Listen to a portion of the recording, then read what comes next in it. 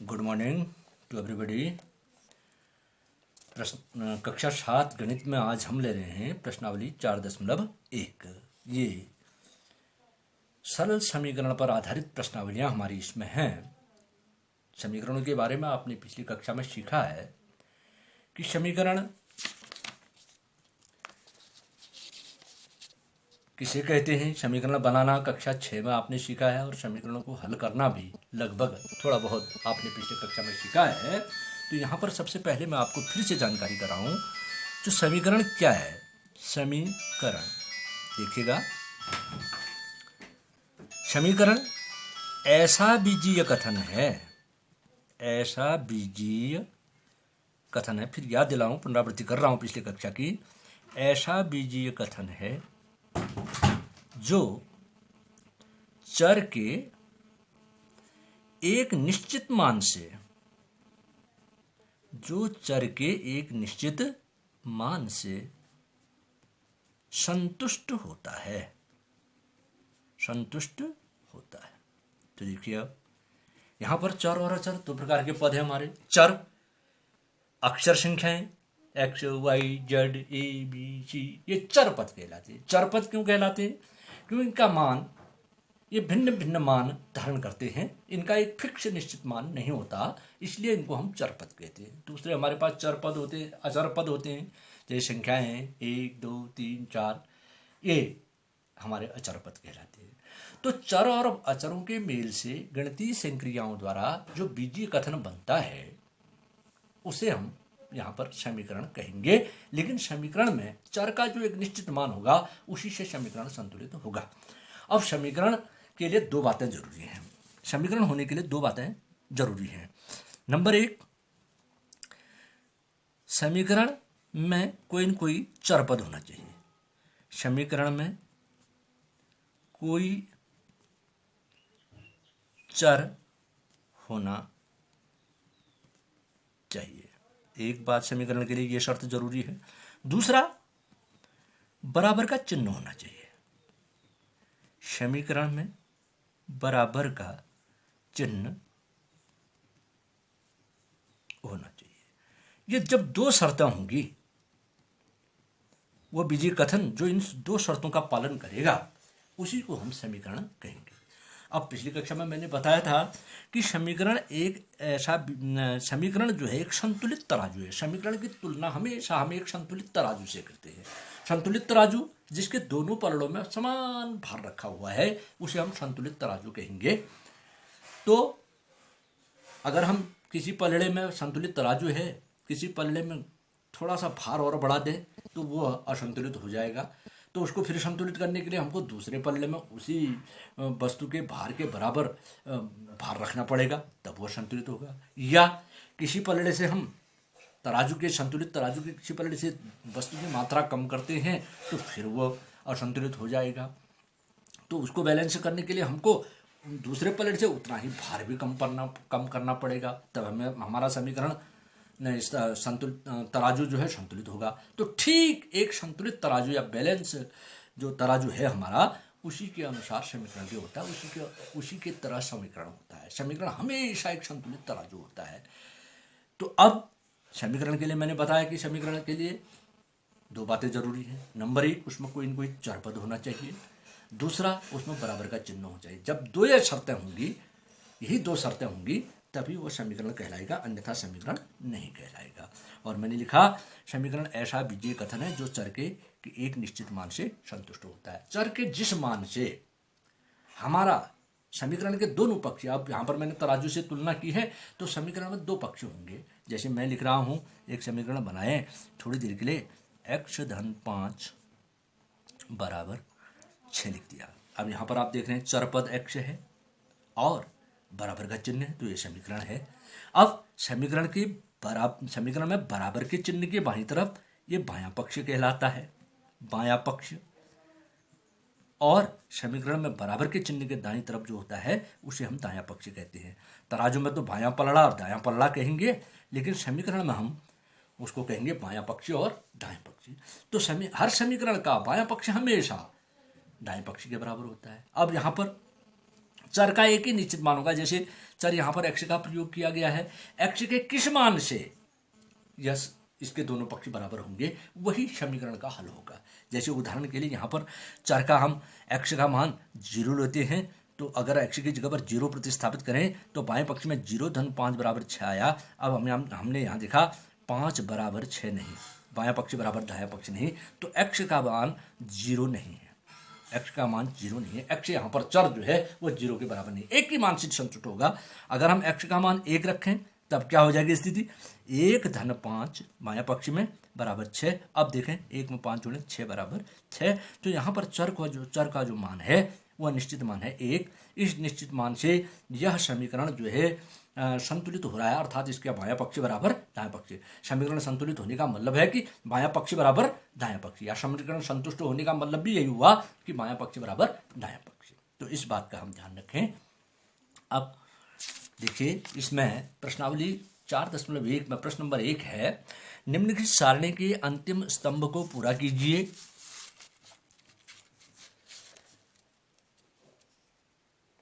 तो यहां पर एक सारणी दी है, क्रम संख्या 1 से लेकर 11 तक। इसमें दूसरे कॉलम में समीकरण दिए हुए हैं विभिन्न, तीसरे कॉलम में चर का मान दिया है, जो चर उसमें प्रयुक्त हुआ है उस चर की जगह पर मान दिया हुआ है, और तीसरे में हमने भरना है कि समीकरण संतुष्ट होती है या नहीं। तो इसकी हम जांच करेंगे, चर के विभिन्न मानों को लेकर हम देखेंगे कि जब बायां पक्ष बराबर दायां पक्ष में मैंने उदाहरण दिया था तो तभी हमारा समीकरण संतुष्ट होगा। अगर दोनों पक्ष बराबर आते हैं तो हाँ लिखेंगे, और अन्यथा नहीं। संतुष्ट होता है या नहीं तीसरे कॉलम में हमने भरना है हाँ या नहीं। तो देखिए सारणी आप बना लीजिएगा, तो मैं यहाँ पर बता रहा हूँ, मैंने सारणी बनाई। देखिए पहला इसमें क्रम संख्या 1 में समीकरण दिया है x धन 3 बराबर 0, समीकरण है हमारे पास x धन 3 बराबर 0, और x का मान दिया है 3। x बराबर क्या दिया है, चर का मान 3। क्या इस 3 मान से यह समीकरण संतुष्ट होता है, तो हम ये देखेंगे। हमारे पास जैसे समीकरण था x धन 3 बराबर 0, हम करेंगे x की जगह पर 3 प्रतिस्थापित करेंगे तो हो जाएगा 3 धन 3 बाएं पक्ष में बराबर 0। तो अब हम देखें 3 3 6, 6 बराबर 0 नहीं, तो यह x के 3 मान से यह समीकरण संतुलित नहीं होता है। हम देख रहे हैं कि बाएं पक्ष बराबर दाएं पक्ष नहीं आया, तो इसको हम लिख देंगे नहीं। दूसरा दिया है वही समीकरण है x धन 3 बराबर 0 में हम x बराबर 0 प्रतिस्थापित करें, x का मान 0 दिया है, तो 0 धन 3 बराबर 0। अब भी नहीं होता, 3 में 0 जोड़ेंगे 3 बराबर 0 नहीं, तो बायां पक्ष दाएं पक्ष के बराबर नहीं आया, तो इसको हम लिख देंगे नहीं। चर के जिस मान से दोनों पक्ष बराबर आएंगे वही मान हमारा समीकरण को संतुष्ट करेगा, तब वहां पर हाँ लिखेंगे। तीसरा है हमारे पास वही समीकरण है x धन 3 बराबर 0। अब यहाँ पर x का मान दिया है -3, तो x की जगह -3 प्रतिस्थापित करें, -3 + 3 = 0। अब देखें, आप जानते हैं धन और ऋण दो समान संख्याएं हैं, धन ऋण आपस में घट जाते हैं, 3 में से 3 घटा गया तो क्या आ गया 0 बराबर 0। तो यहाँ पर हमने देखा बायां पक्ष बराबर दायां पक्ष, बायां पक्ष भी 0 निकल गया, x के ऋण 3 मान से बायां पक्ष भी 0 और दायां पक्ष भी 0, तो यहाँ पर समीकरण संतुष्ट होता है हाँ। तो इसका मतलब समीकरण का हल है x बराबर ऋण 3, x बराबर ऋण 3। अच्छा, उसके बाद अगला देखें हम, चौथा समीकरण हमारे पास है x ऋण 7 बराबर 1। तो देखिए x की जगह पर इसने मान दिया 7, तो सबसे पहले 7 मान रखें, 7 - 7, x की जगह 7 बराबर 1, तो 7 में से 7 घटाएं 0 बराबर 1 नहीं, बायां पक्ष बराबर दायां पक्ष नहीं आया, दायां पक्ष में तो एक ही है, बाएं पक्ष में 0 आ गया, तो इसका मतलब समीकरण संतुष्ट नहीं होता है। x ऋण 7 बराबर 1, फिर से वही समीकरण रिपीट किया है, x ऋण 7 बराबर 1। देखते हैं x के किस मान से दोनों पक्ष बराबर आते हैं, तो x बराबर 8 लिया, 8 ऋण 7 बराबर 1, तो 8 में से 7 घटा दीजिए, 1 बराबर 1। अब देखें हमने बायां पक्ष बराबर दायां पक्ष, तो यहाँ पर चर के x बराबर 8 मान से यह समीकरण संतुष्ट हुआ, क्योंकि बायां पक्ष बराबर दायां पक्ष निकल गया, तो यहाँ पर हमने लिख दिया हाँ। अगला है क्वेश्चन हमारे पास, अगला है समीकरण 5x बराबर 25। तो देखिए x का मान दिया 0, तो यहाँ पर x का मान 0 प्रतिस्थापित करें तो 5x लिखा है, तो इसका मतलब होता है x का गुणांक 5 है। किसी चर के आगे लिखी हुई संख्या उसका गुणांक कहलाता है, तो इसका मतलब है 5 गुणा 0, x का मान 0 लिया है, बराबर 25। देखें तो 0 से किसी भी संख्या को गुणा करने पर गुणनफल 0 होता है। 0 बराबर 25 नहीं आया, बायां पक्ष बराबर दाएं पक्ष नहीं आया, तो इसमें हम लिख देंगे नहीं, समीकरण संतुष्ट नहीं है।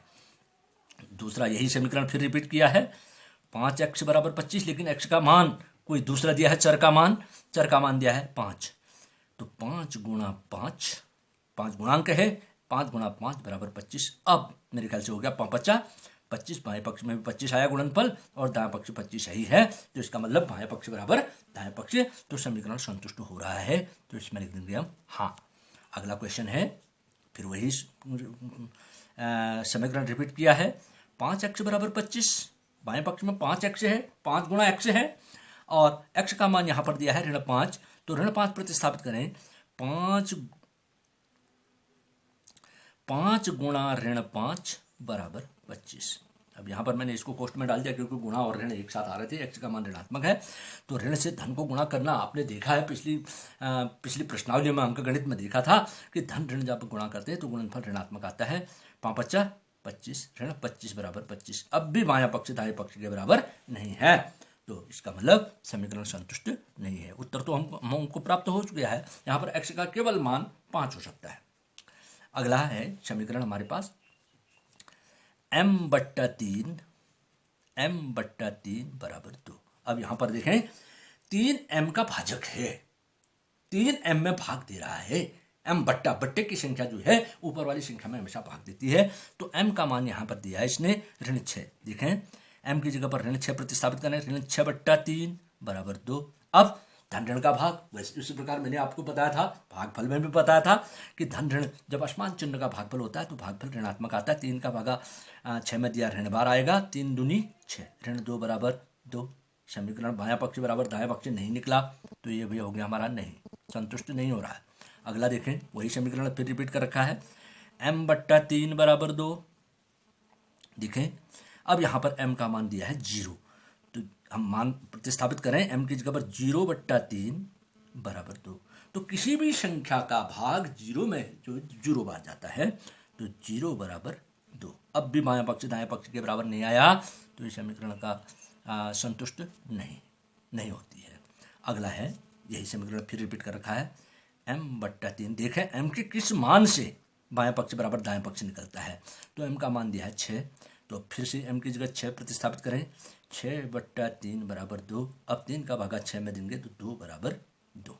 अब यहाँ पर हम देख रहे हैं कि बायां पक्ष दाएं पक्ष के बराबर है, तो ये समीकरण को संतुष्ट करता है। चर का m बराबर 6 मान समीकरण को संतुष्ट करता है, तो इसमें एग्जाम यहाँ, तो ये हमारा प्रश्न नंबर 1 हो गया। तो याद रखिएगा, चर के जिस मान को एक चर की जगह पर प्रतिस्थापित करने पर दोनों पक्ष बराबर आते हैं, उसी मान से समीकरण संतुष्ट होता है, और वही मान समीकरण का हल होता है या चर का मान होता है, एक ही निश्चित मान होगा।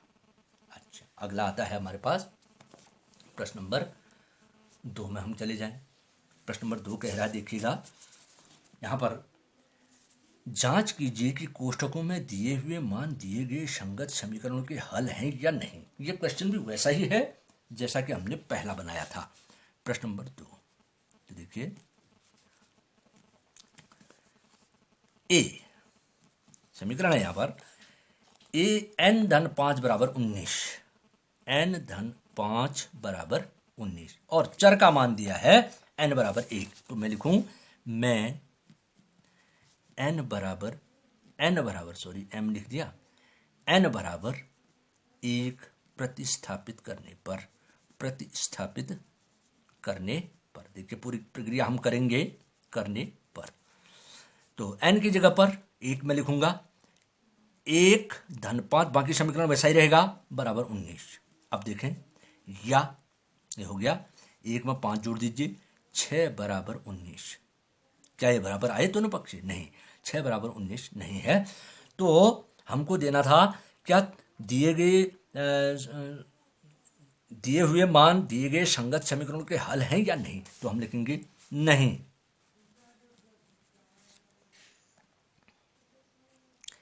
n बराबर 1 समीकरण का हल नहीं है। समीकरण का हल नहीं है। समीकरण का हल कब होता? जब चर के दिए गए मान से दोनों पक्ष बराबर आते, तब वह समीकरण का हल होगा। समीकरण का हल नहीं है। तो ये हमारा आंसर बन गया। अगला है क्वेश्चन बी समीकरण है हमारे पास 7n धन 5 बराबर 19। यहाँ पर n का मान दिया है 2। मैं लिख देता हूँ, मैं n बराबर -2 n बराबर -2 प्रतिस्थापित करने पर, यह मान दिया हुआ है कोष्ट में, n का चर का मान प्रतिस्थापित करने पर, देखिए n की जगह पर मैं -2 लिखना है। 7 n का गुणांक 7 है, 7 गुणा -2 धन 5 बराबर 19। इसको देखें, 7 से -2 को गुणा करेंगे तो धन से ऋण को गुणा कर रहे तो गुणनफल ऋण, 7 दूनी 14 धन 5 बराबर 19 आ गया। अब धन ऋण बाएं पक्ष में देख रहे हैं हम, धन ऋण आपस में घट जाते हैं तो ऋण बड़ा है। यहाँ पर 14 से 5 गया 9 बराबर 19। अब भी हम देख रहे हैं कि बायां पक्ष दाएं पक्ष के बराबर नहीं है, तो हम कहेंगे नहीं, n बराबर -2 समीकरण का हल नहीं है, क्योंकि बायां पक्ष दाएं पक्ष के बराबर नहीं आया। समीकरण का हल नहीं है। ये हमारा हो गया बी। सी आ रहा है क्वेश्चन हमारे पास 7n धन 5, वही समीकरण रिपीट हो रहा बार बार, बराबर 19। समीकरण तो वही है, लेकिन n का मान अलग दिया, n बराबर 2। मैं n बराबर 2 प्रतिस्थापित करने पर, दिए गए मान को हम समीकरण में प्रतिस्थापित करें अर्थात चर की जगह पर रखें, तो देखें बाएं पक्ष दाएं पक्ष के बराबर आता है या नहीं। जहां पर आएगा तो वो समीकरण का हल होगा, नहीं आएगा नहीं। प्रतिस्थापित करने पर देखिए 7 n का गुणांक है, गुणा n का मान यहाँ पर दिया 2 धन 5 बराबर 19। अब देखें 7 गुना करिए, 7 दूनी 14 धन 5 बाएं पक्ष बराबर 19। अब देखें 14 में 5 जुड़े या 19 बराबर 19। अब देखा हमने बाएं पक्ष दाएं पक्ष के बराबर आया। हाँ, हम लिखेंगे n बराबर 2 समीकरण का हल है। n के विभिन्न मान देखे हमने, तो एक ही मान हमको प्राप्त हुआ जो समीकरण का हल है, क्योंकि इससे दोनों पक्ष बराबर आए तो यही समीकरण का हल होगा। n बराबर 2 समीकरण का हल है, हल है। अगला है क्वेश्चन डी 4p ऋण 3 बराबर 13। यह है डी क्वेश्चन। यहाँ p का जो मान दिया है कोष्टक में p बराबर 1, मैं p बराबर 1 प्रतिस्थापित करने पर, देखें p की जगह पर हम 1 मान प्रतिस्थापित करेंगे। p का गुणांक 4 है, तो 4 गुणा 1 ऋण 3 बराबर 13। समीकरण का ये रूप हो गया। केवल हमारा p की जगह पर 1 आया, बस बाकी समीकरण वैसा ही है। तो 4 से 1 को गुणा करेंगे या 4 एकम 4 ऋण 3 बराबर 13। 4 में से 3 घटाइए, बाएं पक्ष में 1 बराबर 13। क्या 1 13 के बराबर है? नहीं, 1 बराबर 13 नहीं है, तो हम लिखेंगे नहीं। p बराबर 1 समीकरण का हल नहीं है। अगर हल होता तो दोनों पक्ष बराबर आते। समीकरण का हल नहीं है, स्पष्ट है। चर के जिस मान से दोनों पक्ष बराबर आएंगे वही मान समीकरण का हल होगा या चर का मान होगा। ई फिर वही क्वेश्चन है 4p ऋण 3 बराबर 13। मैं p का अलग मान दिया, अब यहाँ पर p का कोष्ट में मान है ऋण 4। मैं p बराबर ऋण 4 प्रतिस्थापित करने पर, देखें p की जगह हम ऋण 4 रखेंगे। 4 गुणा ऋण 4 कोष्ट में लिख दिया मैंने, क्योंकि गुणा और ऋण एक साथ आ रहे थे चिन्ह। ऋण 3 बराबर 13। अब धन ऋण गुणा करेंगे तो गुणनफल ऋणात्मक आएगा, या 4 चौको 16 ऋण 16 ऋण 3 बराबर 13। अब देखें ऋण ऋण जुड़ जाते हैं हमेशा, तो बाएं पक्ष में ऋण 16 ऋण 3 है, ऋण 19 बराबर 13। क्या ऋण 19 13 के बराबर है? नहीं, तो हम लिखेंगे नहीं। p बराबर ऋण 4 समीकरण का हल नहीं है, समीकरण का हल नहीं है। स्पष्ट है, जब तक बाएं पक्ष दाएं पक्ष के बराबर नहीं आएगा, चर के जिस मान से चर दोनों पक्ष बराबर आएंगे वही समीकरण का हल होगा, नहीं आएंगे तो वो समीकरण का हल नहीं होगा। अगला है f, इसमें दिया है, फिर वही क्वेश्चन है मेरे ख्याल से, वही समीकरण है 4p ऋण 3 बराबर 13। अब यहां पर p का मान दिया है 0। मैं p बराबर 0 प्रतिस्थापित करने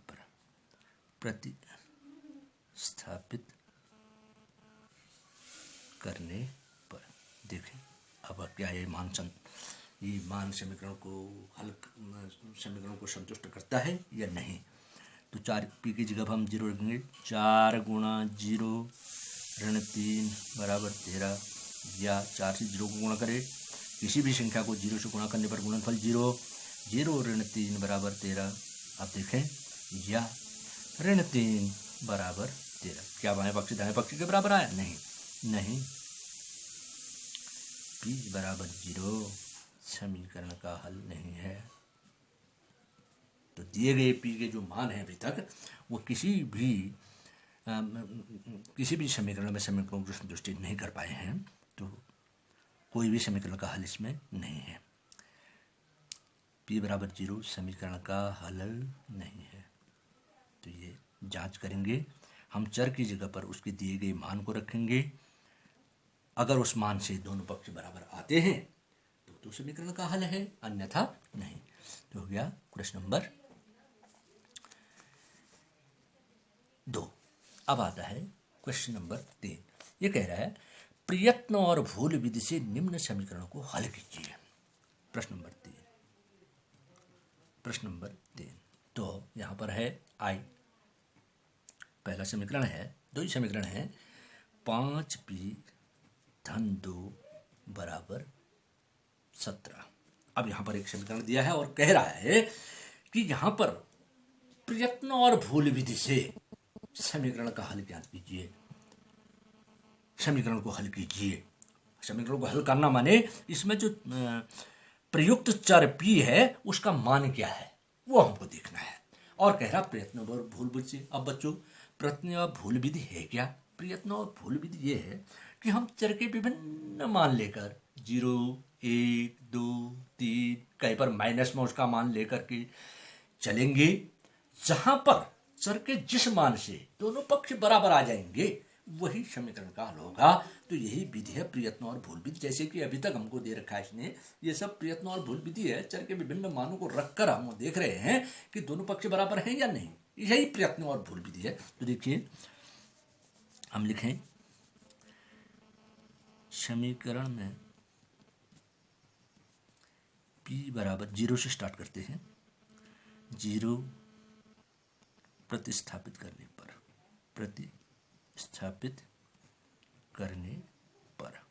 तो देखें 5 गुणा 0 धन 2 बराबर 17, ये समीकरण का रूप हो गया। 5 से 0 को गुणा करेंगे, 0 धन 2 बराबर 17, या 2 बराबर 17, क्या बाएं पक्ष दाएं पक्ष के बराबर आया? नहीं।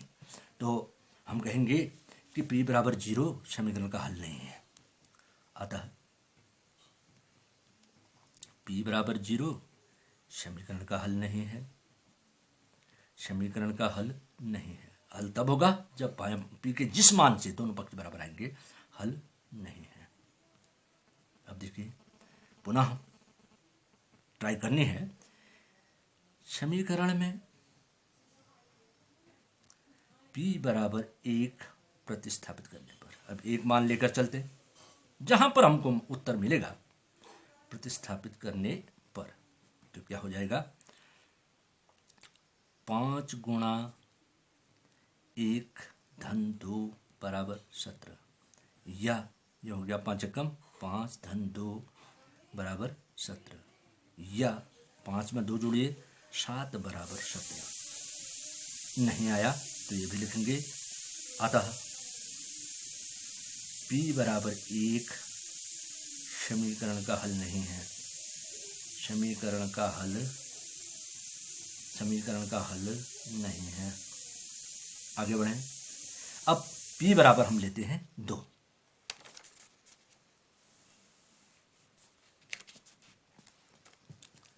पुनः समीकरण में p बराबर 2 प्रतिस्थापित करने पर 3 मान ले लिए हमने। प्रतिस्थापित करने पर अभी तक हमको दोनों पक्ष बराबर नहीं मिले किसी भी मान से। तो समीकरण था 5p धन 2 बराबर 17। तो 5 गुणा 2 धन 2 बराबर 17। देखें 5 दूनी 10 धन 2 बराबर 17। 10 में 2 जोड़े बाएं पक्ष में 10 2 12 बराबर 17 नहीं आया। फिर से अतः यहीं पर लिख रहा हूँ p बराबर 2 समीकरण का हल नहीं है। समीकरण का हल नहीं है। विभिन्न मान लेकर हम चलेंगे। यही है प्रयत्न और फूल विधि। लंबी प्रक्रिया है। अगला है पुनः p बराबर 2 हमने ले लिया। अब देखें p बराबर 3। पुनः p बराबर 3 समीकरण में प्रतिस्थापित करने पर समीकरण में प्रतिस्थापित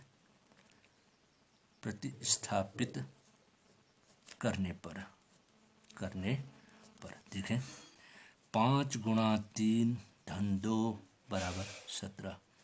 5 15 धन 2 बराबर 17। बाएं पक्ष में 15 में 2 जोड़े 17 बराबर 17। अब देखा हमने p के 3 मान से, चर के 3 मान से समीकरण का बाएं पक्ष दाएं पक्ष के बराबर आया। अतः p बराबर 3 समीकरण का हल है। बस यही मान है। 4 मान से नहीं होगा, 5 से नहीं होगा। आप अलग अलग मान लेते चले जाइए, अब नहीं होगा। एक ही मान से हो रहा है। मैंने कहा था ऐसा बीजी कथन है जो चर के एक निश्चित मान से संतुष्ट होता है। समीकरण का हल है। p बराबर 3 समीकरण का हल है। अब हम कन्फर्म उत्तर लिख सकते हैं। इसलिए उत्तर इस समीकरण में p बराबर 3 ये मान आया। अगला है क्वेश्चन हमारे पास। दूसरा समीकरण इसने दिया है। क्या दिया है देखिए। 3m ऋण 14 बराबर 4। 3m ऋण 14 बराबर 4। तो देखिए यहाँ पर m के विभिन्न मान लेकर के हम चलेंगे प्रयत्न और भूल विधि से। तो हम देखेंगे जहाँ पर m के जिस मान से दोनों पक्ष बराबर आएंगे वही समीकरण का हल होगा। तो देखिए समीकरण में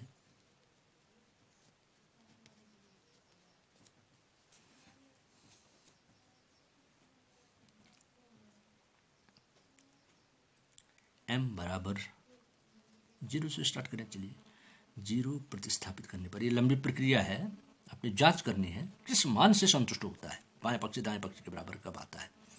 प्रतिस्थापित करने पर कहीं कहीं पर हमारा संतुष्ट हो जाएगा। 3 गुणा 0 ऋण 14 बराबर 4। 3 गुणा 0 0 ऋण 14 बराबर 4 या ऋण 14 बराबर 4। तो बाएं पक्ष दाएं पक्ष के बराबर नहीं आया। अतः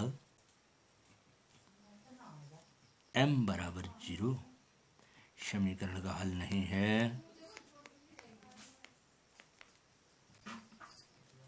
नहीं। अगला स्टेप हम देते हैं पुनः।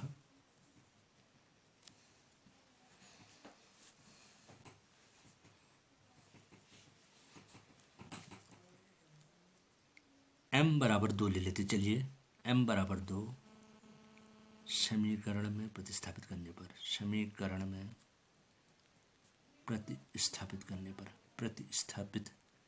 करने पर एक छोड़ दिया मैंने, एक भी नहीं होने वाला है। करने पर 3 गुणा 2 ऋण 14 बराबर 4। 3 दूनी 6 ऋण 14 बराबर 4।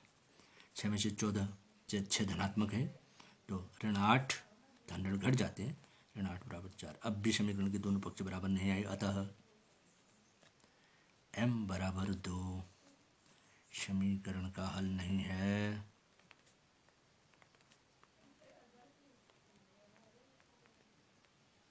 चलिए पुनः m बराबर 4 रख देते हैं। चलिए समीकरण समी शून्य भी लगाते समीकरण माना जाएगा। समीकरण में प्रतिस्थापित करने पर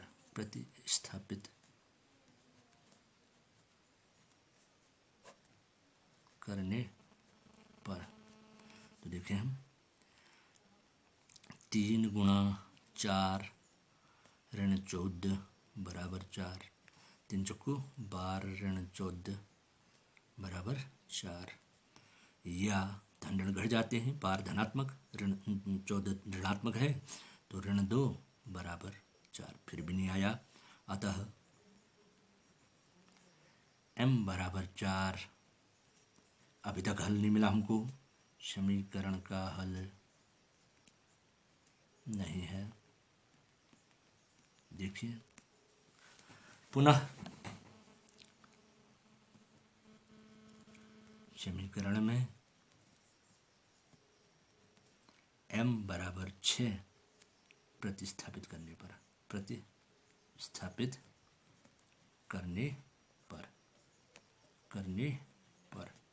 देखें 3 गुणा 6 ऋण 14 बराबर 4, या 3 छक 18 ऋण 14 बराबर 4, धन ऋण घट जाते 18 धनात्मक है, या 18 में से 14 घटाएंगे 4 बराबर 4, अब आया, अतः m बराबर 6। बस इसी मान से संतुष्ट होगा, m के 6 मान से ही समीकरण संतुष्ट हो रहा है, अतः m बराबर 6 समीकरण का हल है। चर की जिस मान से बायां पक्ष दाहिने पक्ष के बराबर होता है अर्थात समीकरण संतुष्ट होता है, वही समीकरण का हल होगा। समीकरण का हल है, इसलिए उत्तर अब हम दे सकते हैं m बराबर 6। तो ये है चर के विभिन्न मानों को लेकर के हम देखें बायां पक्ष बराबर दायां पक्ष है, जहां पर बायां पक्ष बराबर दायां पक्ष आ जाएगा चर का वही मान समीकरण का हल होगा। अब आता है क्वेश्चन नंबर 4। ये बहुत सरल सा है, पिछली कक्षा में आपने इसका खूब अभ्यास किया है। निम्न कथनों के लिए समीकरण दीजिए। प्रश्न नंबर 4, केवल समीकरण बनाना है, आपने समीकरण हल नहीं करना है। पिछली कक्षा 6 में आपने समीकरण को बनाना बहुत सिखाया है। तो आई है, देखिए संख्याओं x और 4 का योग 9 है, तो इसके लिए समीकरण बनाना है। संख्याओं x और 4 का योग 9 है, तो इसके लिए क्या समीकरण बन जाएगा? तो समीकरण बनेगा, समीकरण लिख देते हैं। चलिए समीकरण ये हो जाएगा x योग के लिए चिन्ह लगाएंगे धन, x धन 4 बराबर 9, यह समीकरण बन गया। आई है हमारे पास, y में से 2 घटाने पर 8 प्राप्त होता है। y में से 2 घटाने पर, घटाने के लिए घटाने का चिन्ह लगा देंगे, घटाने पर 8 प्राप्त होते हैं, 8 प्राप्त होते हैं। इस कथन के लिए हमें समीकरण देना है, तो समीकरण बन जाएगा, बहुत सरल सा है, कुछ नहीं, गणितीय संक्रियाएं हमने करनी है। समीकरण तो घटाने के लिए हमको चिन्ह लगाना पड़ेगा, y में से घटाना है ऋण 2 बराबर 8, यह हमारा समीकरण बन गया।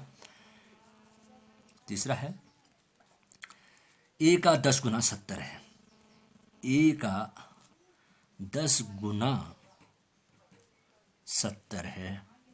देखिए समीकरण बनाइए, समीकरण बन जाएगा a गुणा 10 गुणा बराबर 70, या ये 2 गुणांक है उसको आगे लगा दीजिए, 10a बराबर 70।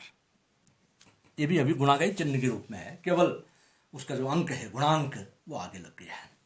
10a बराबर 70 हमारा समीकरण बन गया। अगला है संख्या b को 5 से भाग देने पर 6 प्राप्त होता है। संख्या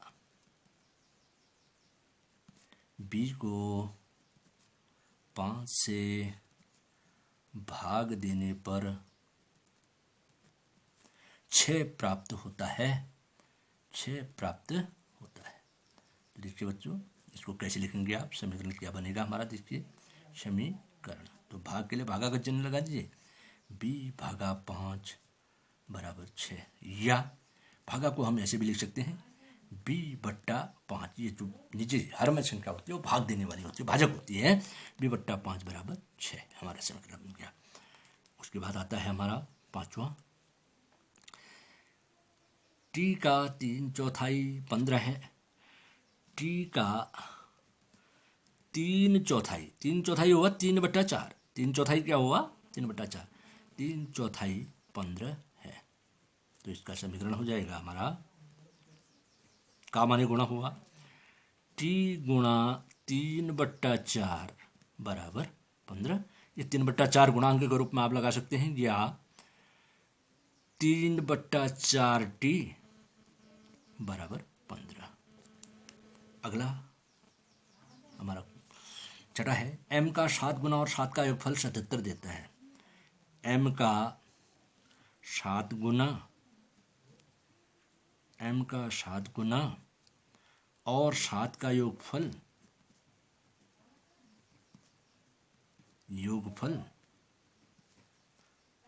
77 देता है। देखिए m गुणा 7, m का 7 गुना धन 7 बराबर 77। तो m को 7 से गुणा कर दीजिए, गुणांक आगे लगा दो, या 7m धन 7 बराबर 77। ये हमारा बन गया समीकरण। अगला है सातवां, एक संख्या x की चौथाई ऋण 4 आपको 4 देता है।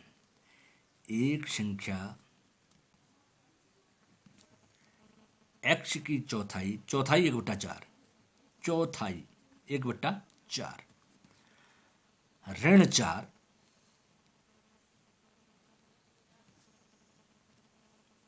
आपको 4 देता है।